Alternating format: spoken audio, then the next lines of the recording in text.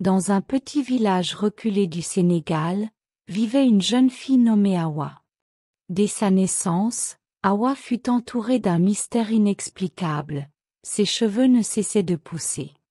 Chaque jour, ils gagnaient en longueur, doux et épais comme les précieux nocturnes de son village. Ses tresses l'accompagnaient partout, glissant derrière elle comme un fleuve noir au reflet d'ébène. Quand Awa était petite, sa mère, Diarra, passait des heures à coiffer ses cheveux. Les anciens du village disaient que ses cheveux étaient un don des ancêtres. La légende raconte qu'une de leurs aïeules, une guérisseuse nommée Nafi, avait offert sa vie pour sauver leur peuple d'une grande sécheresse. En retour, les esprits lui avaient promis qu'un jour, un enfant naîtrait dans sa lignée, porteur d'un pouvoir lié à la terre et au vent. À mesure qu'Awa grandissait, ses cheveux devenaient si longs qu'ils touchaient le sol. On lui disait qu'ils étaient magnifiques, mais en secret, elle portait en elle un chagrin invisible. Elle ne pouvait pas jouer avec les autres enfants du village.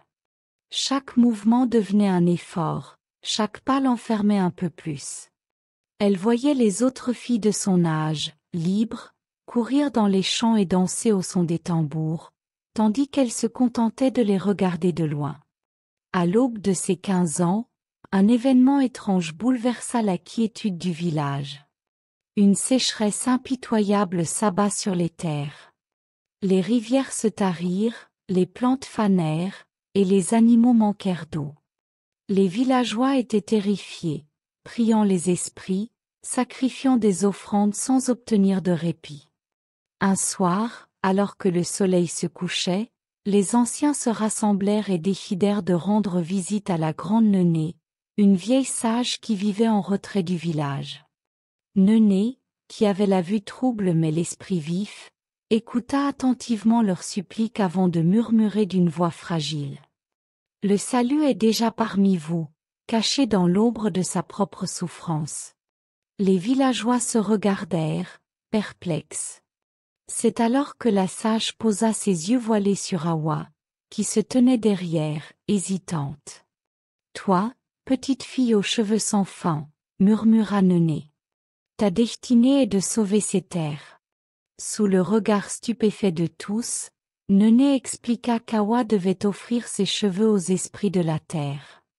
Le vent murmurerait à travers eux, l'eau s'y frayerait un chemin et les racines des plantes y trouveraient un refuge.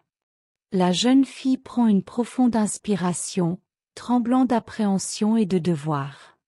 Elle avait longtemps rêvé d'une vie normale, sans cette chevelure qui la rendait différente. Et voilà qu'au moment même où elle pouvait s'en libérer, elle devait en faire un sacrifice pour sauver les siens. Au lever du jour, Awa s'agenouilla près du grand baobab, son visage baigné de lumière et de courage. Sa mère, des larmes dans les yeux, coupa lentement ses tresses une à une, libérant Awa du poids qu'elle portait depuis toujours. Lorsque la dernière mèche tomba au sol, un murmure doux et léger, semblable au chant des ancêtres, se fit entendre. Les mèches d'Awa commencèrent à s'enrouler autour du baobab, pénétrant la terre et le tronc de l'arbre. Alors, un miracle se produisit.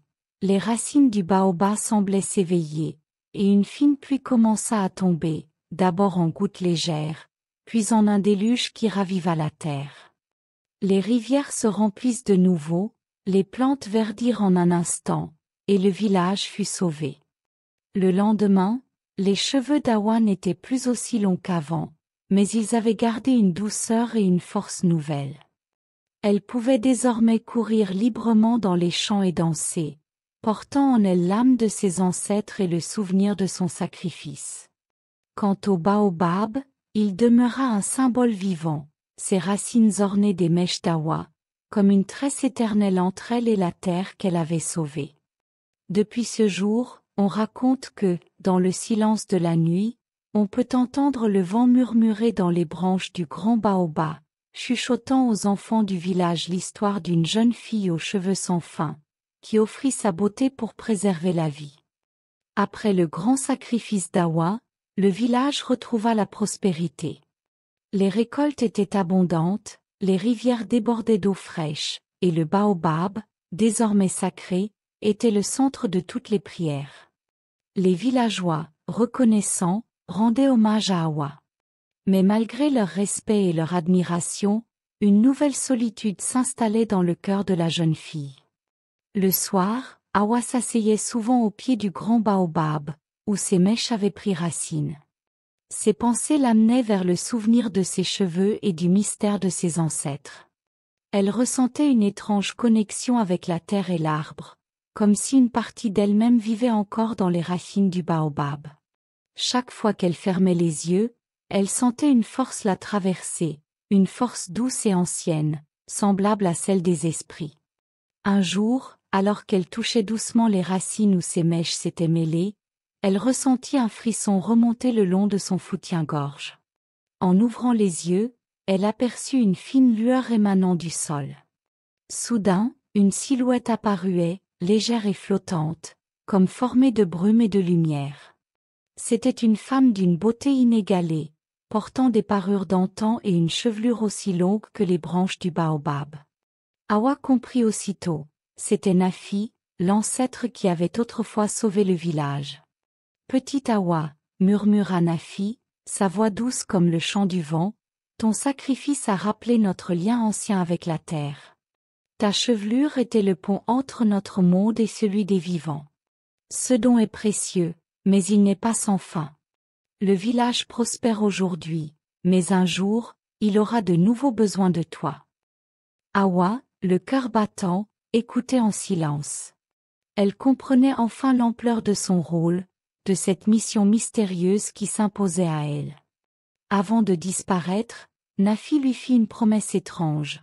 Chaque fois que le village serait en danger, ses cheveux poussaient de nouveau, annonçant l'arrivée d'une nouvelle épreuve.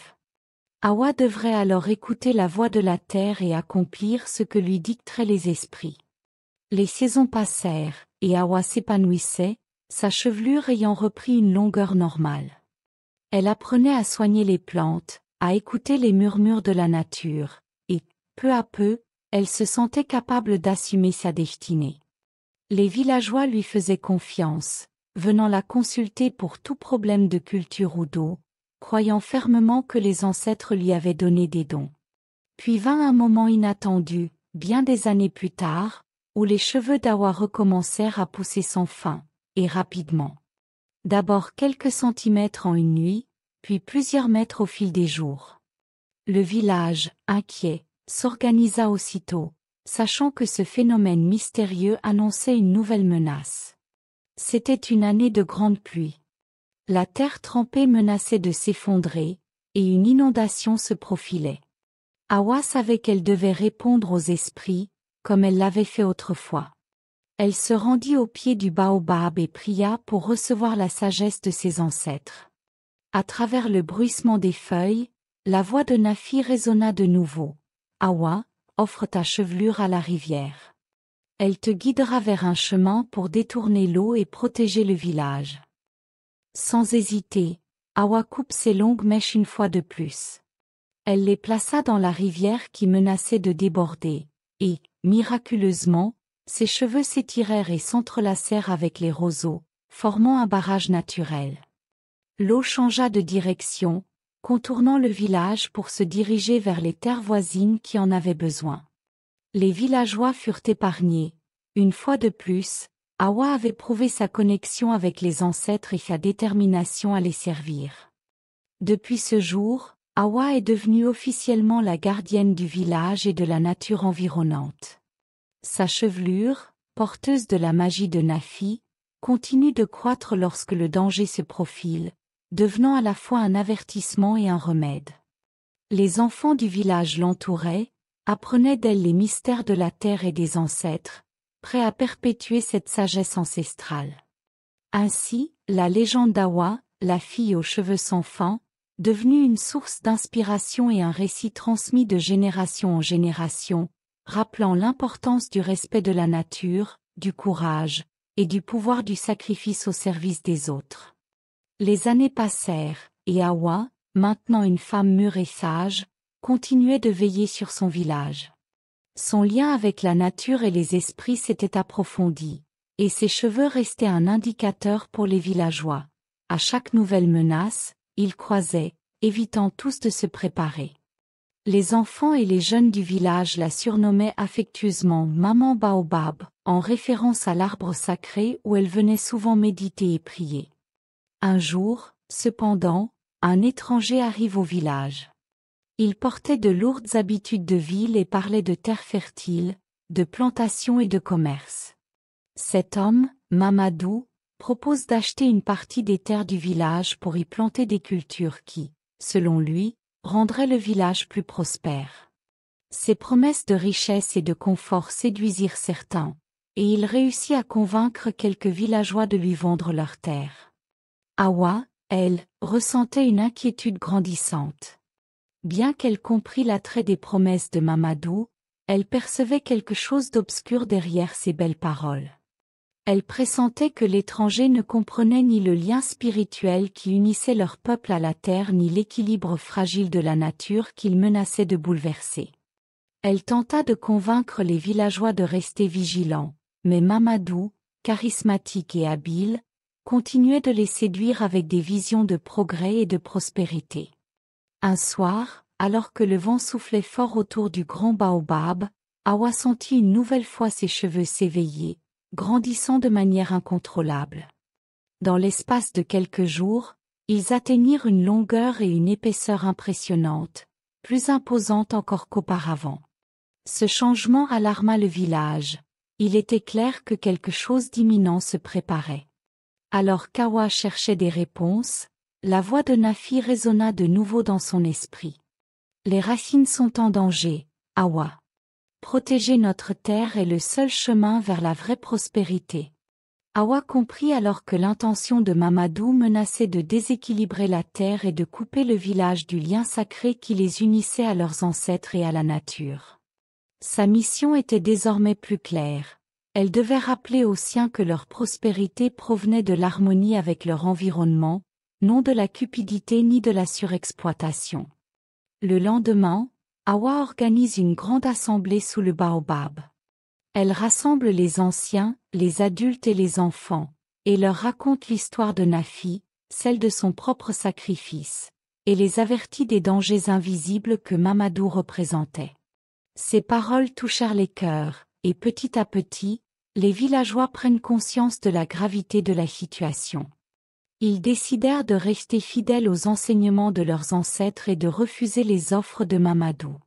Furieux, l'étranger quitta le village, jurant de revenir avec des moyens plus puissants pour s'approprier ce qu'il convoitait. Les mois qui suivirent furent tendus. Plusieurs fois, des hommes en habitude de ville revinrent, tentant de convaincre, de menacer même, mais le village resta uni, encouragé par la force d'Awa et de ses cheveux qui, à chaque menace, prenaient en volume et en intensité, symbolisant leur détermination. Finalement, un jour, alors que le soleil se couchait, une étrange transformation eut lieu. Les cheveux d'Awa se mirent à briller d'une douce lueur dorée, comme un coucher de soleil capturé dans ses mèches. Les villageois, ébahis, virent alors ses cheveux se tendre vers le sol, pénètrent la terre et se lier aux racines du baobab et aux autres arbres environnants. En un instant, Awa et la nature ne faisaient plus qu'un. Elle était devenue un véritable pont entre le monde des vivants et celui des ancêtres. Dans un dernier souffle, Awa prononça des paroles prophétiques. « Mes enfants, veillez sur cette terre comme sur le plus précieux des trésors. Protégez-la des mains avides et des cœurs sourds. Tant que vous respecterez la terre vous nourrira. » Après ces paroles, Awa ferma les yeux. Ses cheveux, étendus dans les racines de la forêt, continuèrent de briller, comme une énergie éternelle qui ne s'éteindrait jamais. Les années qui suivent, le village prospéra de manière simple et sereine. Les terres furent plus fertiles que jamais, et les villageois réussirent en harmonie avec la nature. Awa, devenue elle un esprit de la même terre, continuait de veiller sur eux. Quant aux enfants, ils racontaient à chaque génération l'histoire de Maman Baobab, la femme aux cheveux infinis, symbole d'un amour inaltérable pour la terre et la vie. Ainsi, à chaque génération, le lien sacré était renouvelé, et les anciens rappelaient cette simple vérité. La vraie richesse d'un peuple réside dans la préservation de son patrimoine et de son histoire, car c'est là que résident la force et la sagesse des ancêtres.